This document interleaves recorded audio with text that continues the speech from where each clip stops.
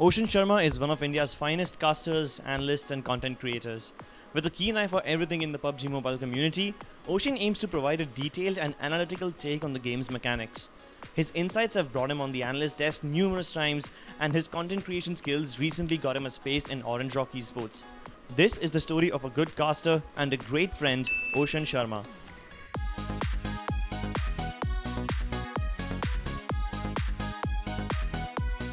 So like starting from my childhood times, like my dad is in like engineering department from the the early get-go, and my mom's a lecturer. So like I was good with extra co-curricular stuff as well as like talking about physics. Then it was not work ethics. So it was basically 2-3 internships that I did for them. Basically, I was a member of American Society of Mechanical Engineering, ASME. So what happens in American Society of Mechanical Engineering is, because I've done mechanical engineering, so I had to design cars. I had to look through their aerodynamics. I'll tell you, there's a US based in MIT. Basically, there's a team known as Rose Ullman. Rose Ullman makes the best designs that students can actually make, that are both aerodynamically stable and that can be used for human powered vehicles. So that is the project that I actually worked upon, and that is one thing that actually just helped me understand aerodynamism and everything. So that is just one thing, and that it was just 2-3 internships plus one competition that was in Chennai SRM University. So I flew there for the competition. We designed a vehicle out there, and the vehicle was supposed to be aerodynamically stable. It was supposed to be pretty good. It was HPVC, Human Powered Vehicle Challenge. So that's one thing that I did, and yeah, the calculations were tough, but I would say the end result was pretty good. Those were the things that were like taking me towards the science part of my life. So I never thought that I would be something in gaming. I never thought that I'll do something in gaming.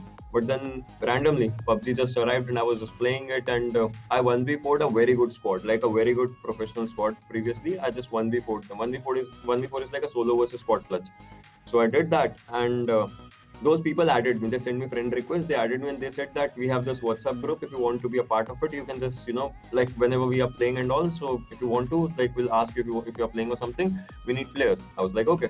So I just joined in their WhatsApp group, and from there, there was a time I once again like 1v4, 1v3 and all, and then I used to send screenshots of those crates, the death crates that in that WhatsApp group, that I killed this person today. He's a very big YouTuber, blah blah blah. And they were like, we don't believe you. Start recording. I was like, okay, I'll start recording, and then that is from where I started recording. I used to post those recordings in the group, and then they were like, no, post it on YouTube.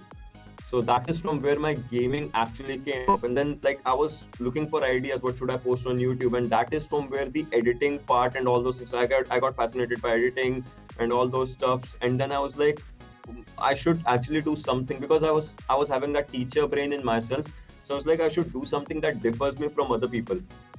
So I basically started teaching game mechanics. So my channel was totally different as compared to other people. Like some people upload just montages, some people upload full gameplay, some people upload tips and tricks. But mine was game mechanics, which was different from all those people. So it was something that intrigued people. Like we know that AKM has 7.62 bullets, but what happens like if we are not using that? What happens if we are changing some perspective? What happens if we are using scope and all those things? So I was just telling them all the things that were quite basic, but yeah, it was quite needed in the game. Starting off in the PUBG casting world isn't easy. And Ocean's story is the one that proves that not just players need to go through the grind to make it big in the world of esports. Fun fact, basically, like very less number of people know this. The first PMCO that happened in Delhi, the first PMCO, I was sitting in the audience. I came there from my home in Punjab to Delhi just to see how casting actually happens. I was like, whoever wins, wins, whoever loses, loses. I want to see how those people cast. I sat there, I kind of made a bit of notes or something, and then I contacted some officials to for them with the mails and all. But then obviously, kind of like no one replied from those areas. But still, after a few weeks or so, I get a reply back. So that was like my first break for casting. But before that, I was curious, because casting is more about wordplay. So I wanted to have that wordplay, and I wanted to showcase my talent to people. Johnson को कुछ भी करके अब circle में आना है, circle उनको bye bye बोल रहा है, तो उनको डैमेज रहेगा, लेकिन ही टेक्स डाउन पियर 11। G9 को सिर्फ उनकी लूट मिलेगी, लेकिन अब जॉनसन को 2 एरिया से फाइट लेनी है, अपने लिए एक सेफ कवर वो बनाना चाहेंगे। 16 मीटर अभी भी जोन के बाहर है जॉनसन, जैसे ही आगे आएंगे ही विल बी स्पॉटेड। उनको कुछ भी करके RRQ वर्सेस T1 यहां पर करवाना होगा ताकि उनके लिए फाइट आ सके। 7वां जोन धीरे धीरे आ रहा है, he can spot Arnie, but Arnie भी काफी करीब है, लेकिन साइड से T1 के players take him down TS73 top 3 में। So I still remember my first casting was supposed to happen in PMIT Group A. Like PMIT had 4 groups, PMIT Group A, and but before that, just like 2 weeks prior to that, like I was asked to cast an event that was Battle Adda, and that was in Chennai. So I had to like, what I got to know about is tomorrow you have to cast an event. We are booking your tickets for today. You have to go to Chennai. So that is from where it just began. Battle at the PMIT Group A, Group A finals, Group B, Group B finals, Group C, Group D, Group D finals. I did not do Group C finals, and wildcard, and then PMIT finals. I did all of PMIT in one stretch, and that's from where I would say I was kind of recognized, and like that was the biggest turn of events in my life for casting. I still remember I went to do PMIT with just 2,000 followers, came back with 10,000. So yeah. The very own stage that I was sitting in the audience in the first installment, I did that PMC in the second installment with that audience all around me, and watching those people just scream Ocean OP, that was something. Like, people say it for players, but when I was casting, people were saying it for me. So I was like, I earned this. I kind of earned this. All this span of months, I earned this, and that just made me feel really good. So yeah. While he has played around with going competitive, making YouTube videos, analyzing desks, Ocean finds something unique in casting. So there is one thing about casting. Basically, if someone's shooting on some other person, audience knows that, audience sees that, audience understands that yes, person A is shooting on person B. But casting has a unique way of telling. Casting is a word play that you have to do, because there are some quotes of mine that just go there. AWM, it's not a gun, it's a responsibility.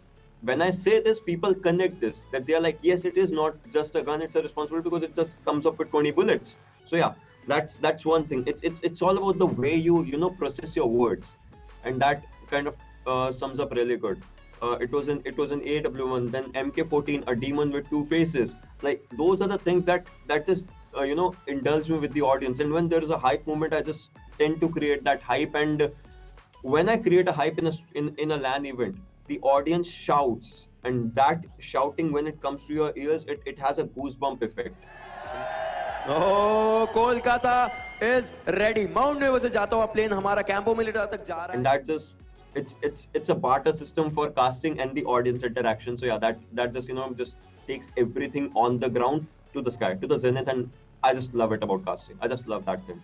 Ocean had found purpose in his content creation for PUBG Mobile. His hunger led him to upload 2 to 3 videos every day.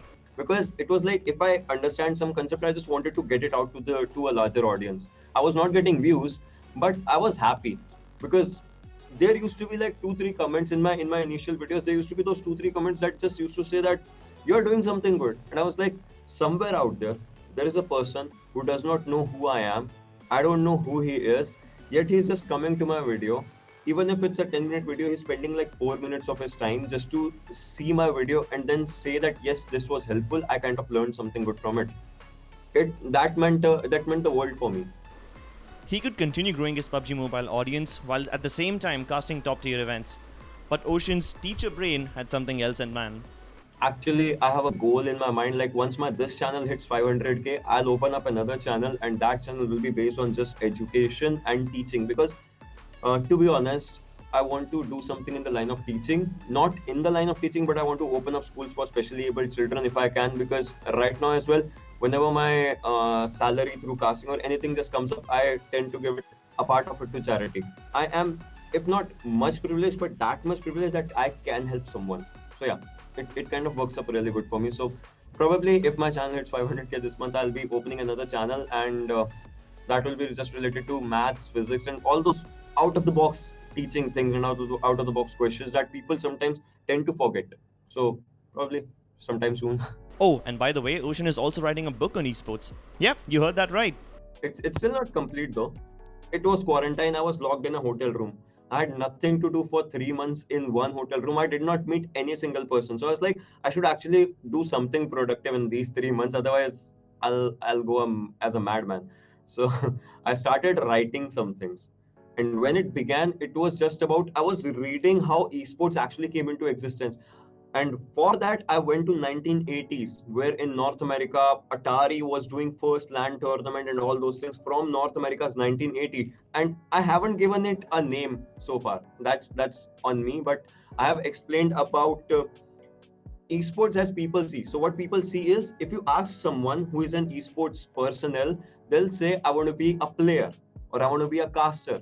But there's much more that goes behind the scenes. There is production, there is management, there's casters management, player management, hotel management that goes in esports when you're booking a hotel, and about flights, accommodation, everything. And then there's about stage management, how a player would work, cameraman, and everything that just goes with esports, as well as the news coverages that there are. So everything is what I'm trying to explain in my book, and I'm just trying to make it a part that a person understands that esports, what they see is much more than what they actually feel, because what we feel is all around you. Esports is all around you in each and everything. A small phone to a big computer, every person has played one or two games that actually has been a part of esports, starting from Clash of Clans, Clash Royale, PUBG Mobile, anything and everything has its part to esports. You just need to know and get a hold on. Either you're a player, either you're a caster, or you're someone from production. You just have to be there if you want to be. So that's all what my book actually explains. We've known for a while that Ocean is now a part of Orange Rock, but do you know the story behind how that happened? It was not even like Orange Rock came to me or I went to Orange Rock. We kind of like happened to meet, me and Varun sir, who is from Orange Rock. We kind of happened to meet at an event that was PMAS. He saw me casting, and after that he was like, that you're a pretty good caster. I was like, thank you. And he was like, let's just do something together. I was like thinking, all right, I'll be more than happy to do. And he was like, yeah, then let's just plan something. And then slowly and slowly, it started off as work, and I just got amalgamated. And I had no idea like how it happened, when it happened. It just happened. Next day, next few weeks, I was kind of a part of Orange Rock before that only, before the announcement happened. And I was working with the team, not the player wala team, but with the OG team, like the behind the cameras and everything. I was planning what should happen in their interviews. I was planning how you should go for it. I was planning what should happen if I'm taking their interviews and all those things. So it kind of started through that, and it just happened. Even the people in Orange Rock, they kind of have the same vision as me. Like, they want to do something for the teaching as well. They want to do something for the needy people as well. So I was like, yeah, I can just imagine myself being a part of it, because we kind of share this one thing in common. So Ocean has his own bucket list, and like everything about him, it too is unique. these are things which I actually want to do, and I have like pinned it on my notes. On the first thing, it is what I have pinned, and I don't know if you can see it out here or something. What is it for me in the future? I want to open a school for specially able children. I want to encourage the growth for teaching and studies in India. I want to visit NASA once. I want to visit Harry Potter studio in London. I want to own or drive a Pagani Huayra if I can. I want to own an old muscle car if I can. And I just want to never retire of my work. These are a few things that I just want to do in my life. And like when I'm like 80 years down the lane, not 80 years, I'm 24 right now. I would say 60 years down the lane, when I'm 80 or something, I just want to sit on a normal place or something. And I love sunsets and watching moon and all those things. So I have a thing planned in my mind, and that is like I'm watching a sunset. That sunset is a metaphor that signifies my life, just going down slowly and steadily. And I'm just sitting there. Samne pool hai. It's just a pool out there.